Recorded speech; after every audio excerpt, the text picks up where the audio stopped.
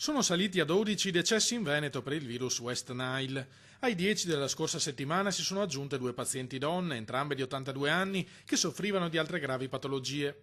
I casi di febbre del Nilo ufficialmente confermati sono stati complessivamente 174 rispetto ai 159 del precedente rilevamento. Il piano straordinario di disinfestazione, finanziato con 500.000 euro dalla Regione, informa l'assessore veneto alla sanità Luca Coletto, è interamente attivato e stiamo raccogliendo i ritorni dai vari comuni mano a mano che le disinfestazioni vengono eseguite. Dove ci sono state infezioni interveniamo intorno a strutture tipo gli asili, tipo le scuole, tipo gli ospedali, tipo le case di riposo, dove ci sono pazienti fragili, fra virgolette. Nel frattempo i tecnici regionali sono al lavoro sulla pianificazione complessiva per il 2019.